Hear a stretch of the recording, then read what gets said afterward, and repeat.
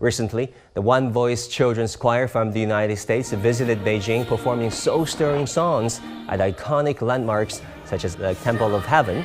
Their music resonated deeply with the Chinese audience, with ordinary Chinese and indeed with people from around the world, adding a heartfelt melody to the spirit of international friendship and highlighting the beauty of cultural exchanges during this time of unity and celebration.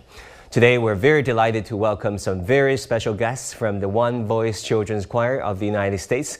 Joining us are Masa Fukuda, the founder, conductor behind the choir's inspiring performances. Tanner DeWall is the CEO and artistic director of the choir.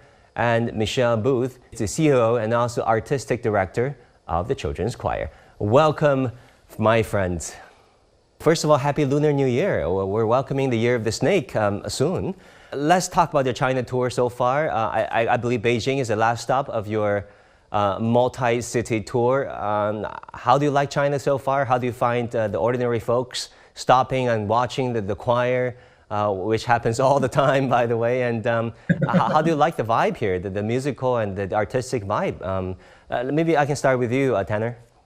We love it. This is our second tour there, and it's really just magical. Taking these young kids it just opens their eyes to the world, and a number of them have never even been out of the United States. So it's their first time to travel internationally, and then their first time, of course, to be to China, and their eyes are just wide and so surprised at how welcoming everyone is.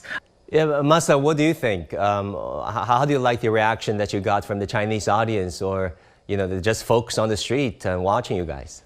Yeah, I think one of the magic that happens on our trip, unlike any other trip, is the fact that we actually get to almost like live amongst them by visiting schools and interact with children over there, sit in the same class, eat the same food, and obviously during that time we deepen our friendship. So when the music happens, our friendship is already, and the bond is already deeper.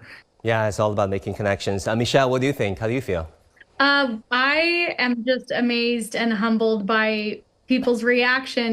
We try to do our very best, and whenever we see people get excited about what we're doing, it's humbling and really, really exciting, because our mission is to inspire the world.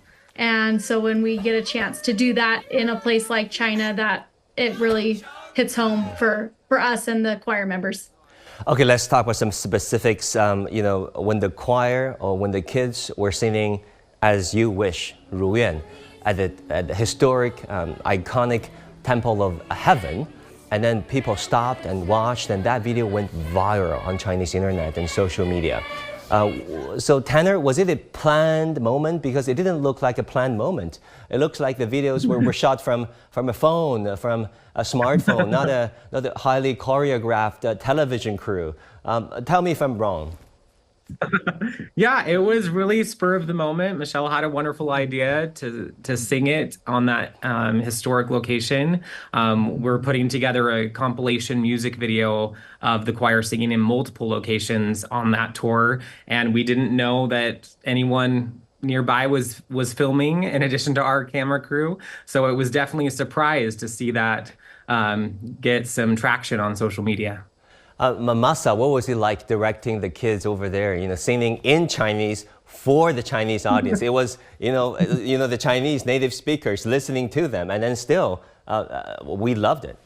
Yeah, for us, it's just been like, we've been working so hard to learn the Chinese and try to make sure that our message is clear, that the Chinese people actually understand what we're singing, and so a lot of times as a director, I'm more concerned about, okay, are we conveying the message? And then all of a sudden I see the tears in people's eyes.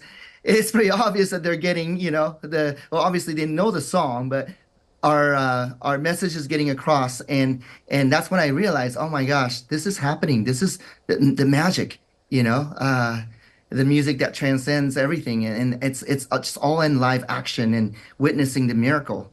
And as a director, that is just one of my most rewarding moments. Yeah, definitely. That was a very touching song, and that goes right to the heart of the Chinese. It strikes a chord in the heart of many, not just the younger Chinese, but the older generation, because this song inspires their memory of history, and then to the youngsters who, of course, interpret this song slightly differently, but still, the beautiful, beautiful singing over there.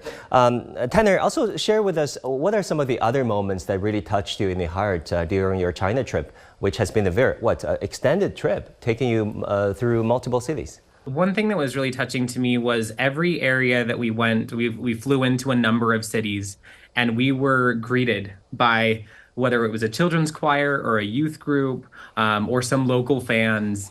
And they knew that we were coming, and they would give us gifts right away and the biggest smiles and just greet us so warmly. I felt so comfortable, so safe, and so at home everywhere we went. Yeah, I mean, China is a country that that loves to shower our guests with gifts, and then especially. Yes, our suitcases were very full on the way home. I'm not super surprised. Michelle, what about you? I will say a lot of the kids expressed, there was one city we had the opportunity to sing at a hospital, and for a lot of kids that was really special for them. And actually we sang the Heal the World song and Tomorrow Will Be Better. We do a little mashup of Heal the World, Tomorrow Will Be Better, and We Are the World.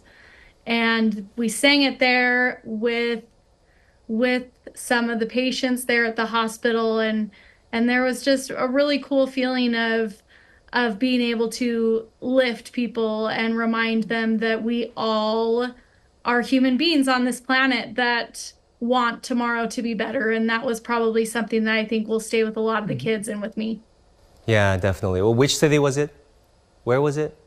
That was Beijing. That was Beijing. Yeah. Lovely. Well, what a lovely experience. And thank you so much, by the way, for singing to the patients there. I mean, they're going through a difficult time, I suppose. Amasa, what about you? What moments touched you throughout your China tour? Man, there's so many moments. A hospital obviously was one of the most touching moments, but I think that for me, I think just from the get-go, when we got into Shenzhen, and we're still kind of, trying to get used to the new time zone, and we're getting warmed up into this tour, and one of the opportunities we had to collaborate with a girls' choir over there, and we sang together the Wish song, and immediately those hearts are connected, and I saw those kids just bonding. We were not even warming up to it, and then they were already just reaching out to us with such welcoming and open arms and hearts that we didn't even we normally tell the kids, you got to be very proactive in reaching out. Well, with no effort, because they did that for us, and we just felt so, like Tanner said, just so welcome from the get-go. Very sweet, very sweet. And then, Tanner, let me circle back to you. Of course, kids, Chinese or American, they grew up in a certain society and culture. They hear about each other, through their friends, or, they read newspaper, they watch television, and there's a certain narrative going on about China, for example, about what Chinese people would be like. And then how would you compare what you hear about China, or what the kids hear about China, from others, versus the China that they really see and experience once they get here? Well, I will say we're fortunate in One Voice Children's Choir to have a few people that have some Chinese heritage, and our choir is made up of kids from that have backgrounds of different nationalities. So not everyone is American, and so I think one thing that I love that we do and that we've built a culture of inside the choir is being respectful of each other's backgrounds, and that's where you come from, what you believe, what you want to pursue in life, what career path you want to go in. No matter what it is, we believe in being kind and caring, and so what I do think that the tour did for these kids is it opened their hearts further to caring more about understanding and looking for news about China. Look at the amazing things that are happening over there, because it's unfortunate today that a lot of the things that make the news are sensationalized or are negative, but there's so many amazing things. Michelle, what about you? The China that the kids discovered for real, for themselves, versus the China that they heard? You know, I was lucky. I was able to have a few of my very own kids with me, and we spoke a lot about what we were noticing. And my 16-year-old son said, you know, Mom, I think the thing that surprises me is all of us are living the human experience. He said to me, I think we're more the same than we are different. And that to me as a mom is great to hear, because I do want my kids to see that all of us here on planet Earth are more the same than we are different. Yeah. And we can celebrate each other's differences, but also unite in the things that we have in common. Great, awesome, powerful message. Masa, what would you have to say? For me, growing up in Japan, which seems so close to China, yet in a lot of ways it's different, right? I mean, it's kind of a stereotype when people think, yeah, there's a lot of similarities, but I just felt all these years I didn't know anything until I actually got there to really feel it for myself and experience what it's really like to be there.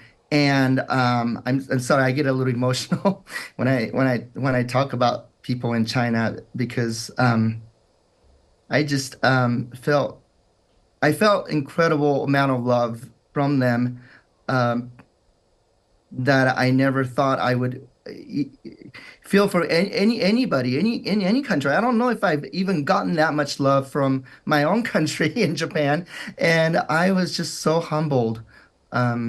And again, I just want to say to people, it's like, you know what? If you really want to know what it's like, you got to be there. You got to go and experience, and then you'll know firsthandly, like, what it's like, what the people are like, what the culture's like, the way of living, the way that they live, and what they believe in, all those things. Just you need to be there and not really base your opinion on what others say. Beautiful, beautiful. And finally, before I let you go, it's the Chinese Lunar New Year, Year of the Snake. Any New Year's message? The Year of the Snake, which of course symbolizes vigility, vitality, and wisdom. Any New Year's message to the Chinese audience? Have a very exciting new year, and that it's filled with as much vitality as you gave to us as we were there in your country. And Xin Yan Kuai La.